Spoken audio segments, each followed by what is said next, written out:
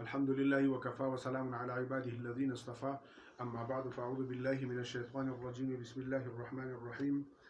قال تبارك وتعالى في القرآن المجيد والفرقان الحميد إن الذين يؤذون الله ورسوله لعنهم الله في الدنيا والآخرة وأعد لهم عذابا مهينا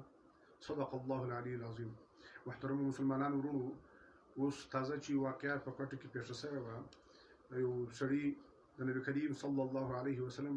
په شان اقدس کې ګستاخی کړې و نو د هغه متعلق بیا الله جل جلاله دغه علاج وکي یو مؤمن مسلمان یې پیدا کی چې هغه د دنیا څخه نیست نابود کی نو د دې بعد خلک میدان تر شوسو څوک وایي چې کش کې د تدام کور کول سوی وایي نو د توبه ایستلې وایي د مرتد حکم پر لګي د خلکو تو خپل دا خبر د پدې خلکو کې سره فرس چې دی هغه نوردین غاصاب دی نو د زموږ د ویډیو خاص جواب چې دی هغه نوردین غاصاب د پاره دی چې نوردین غاصاب ته یو داعی سړی او رستا ویډیو غاني ستا بیانونه خلک ډیر اوري نو ستا د لپاره په داسې مسایلو کې چې دی هغه بیان کول نه دی پکار اسیم تداعی او یو تبلیغی ملای نو په مسایلو کې بیان نه دی پکار د مسایلو څخه په منبر باندې غیادل نه دی پکار چونکی مسائل چې د لفتا کار دي د مفتیانو کار دي د فقها او فقه علماو کار دي د فقهاو کار دي ستا کار نه دي نو ته باید د دې چې په مسایلو کې ونه غیږي بل وخت کې چونکی په مسایلو کې ته ډیر غیادلې او غلط سرت کې غیادلې ولیکن غفرعي مسائل دي دا چې دي چونکی د ختم نبوت مسله ده او د ایمان مسله ده د نبی کریم صلی الله علیه و آله وسلم د شان مسله ده نو دا زموږ د ایمان حصہ ده دغه جواب ورکول موږ ضروري وبلل چې چونکی ودته به نصیحت هم شي او کوم خلکو چې د بیان اورېدلی وو څه په دې باره کې څه انتشار او یا د دې په ذهنو کې څه شبهات پیدا شوي چې خدا نه خواسته د سړی چې قتل شو ته دا خو غلط کار نه شو مسلمانانو ورونو خبره ده چې چونکی مرتد ځان ته حکم لري او ګستاخ چې دی هغه ځان ته حکم لري شاتم رسول صلی الله علیه وسلم ځان ته حکم لري نو دا د مرتد په اړه کې دي چې د ورځې موقع ورکول شي کې توبه ویسته بیا صحیح ده لیکن شاتم رسول کې چې توبه وهم باسي فقها فرمایي د توبه نه د قبول حدن به قتل کیږي حد چې دی غزان تر کیسه حدود په اسلام کې حدود چې دی هغه چون کې ځان ته دی حد به جاری کیږي البته توبه چې د ستاو د الله مابینس کې کار ده نو الله تعالی معافی ده د الله معامله ده البته شریعت چې کوم حد یې د کتاب جاری کیږي نو حدن به دی قتل کیږي مختلفو فتاواو او فقهاو تقریبا پر دې باندې اجماع ده په دې باندې اجماع ده یو فتاوا د توایم چې چونکی فتاوی حقانیه کې دی یو سوال سوی دی او کچيري یو مسلمان د رسول الله صلی الله علیه وسلم په مقدس شان کې سپکاوي الفاظ استعمال کی نو د دې په شریعت کې څه حکم دی نو دا جواب مفتی صاحب رحم الله دا ورکړی دی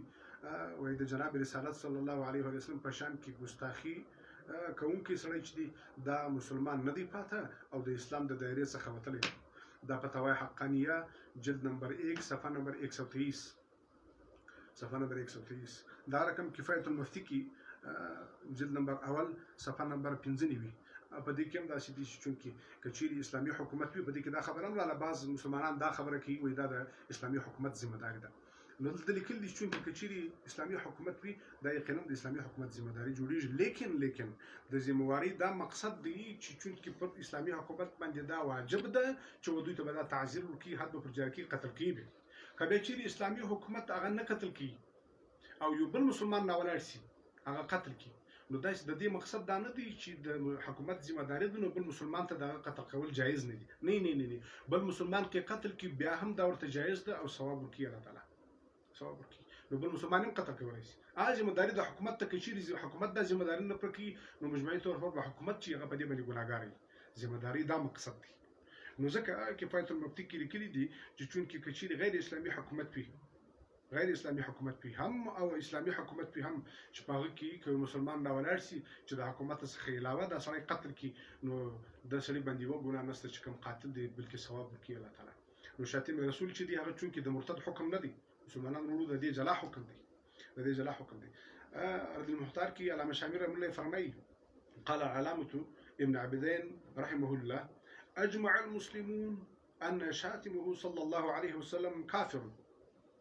وای پر دې باندې د مسلمانانو اجماع ده چې چونکی شاتم د نبی کریم صلی الله علیه وسلم چې دی هغه کافر دی دا چونکی رد المختار څلورم جلد دی څلورم جلد دی هغه کې دی دا خبره د 223 صفحه ده 223 صفحه ده هغه کې دا خبره لیکل ده شامل رحم الله وای اجمع المسلمون مسلمانانو پر دې باندې اجماع کړل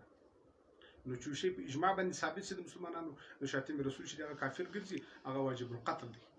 واجب القتل دی نو لهدا په داسې مسلو کې د هغه صاحب محترم څخه دا گزارش دي چې دا نه کیوه په دې کې بیانونه او خبر نه کیوه د عام خلک چې دي د ځوانان خلک هغه د بیان ډیر اوري نو دغه په ذهنو کې به شکوک شبهات پیدا شي او خدا مکه نور پر ګستاخی باندې خلکو ته ځړاورتیا او شجاعت ورکی دا پکار نه دي دسته داسې بیان کول پکار نه دي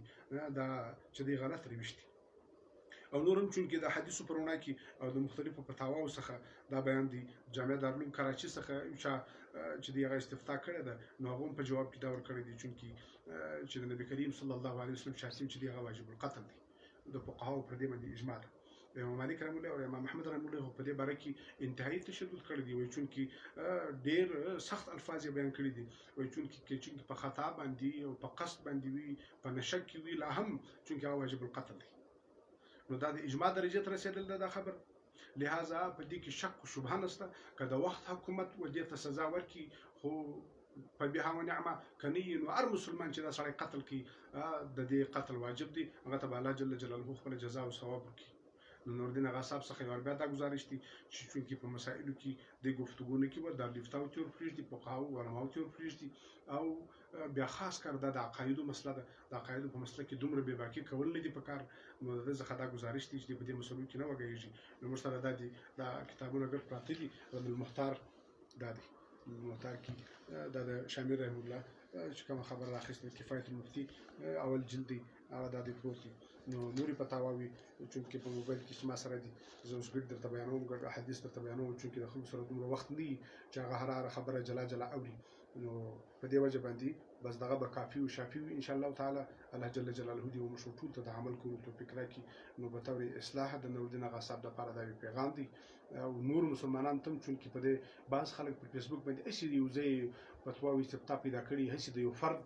فتوا چې دغه په دې باره کې معتبر هم نه ده د یو عالم د یو دارالفتاء فتوا په دې کې معتبر هم نه ده په دغه وجه باندې شامل رحم الله خبره ما درته وکړه خو چې ډېری فتواوي ستا په ډېرو فتواو کې دا خبره سره ډېرو علماو کړې د ډېرو دارالفتاو په دې باره کې چې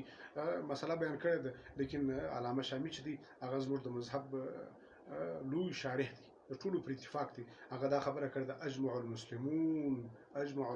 پر دې باندې مسلمانانو اجماع ده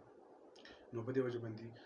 یو بیا گزارش دی د مولانا نوردین آغا صاحب څخه نور خپل څخه چې دا خبرې په فیسبوک شریول نه دي په کار پلاني مولوي صاحب دی ویل دي پلاني مولوي صاحب دی ویل دي دا د عقایدو مسله ده نو پر دې باندې خو ته تشجيع ورکول او نور ګستاخان پیدا کول دا نه دي په کار نو مهرباني جزاكم الله احسن الجزاء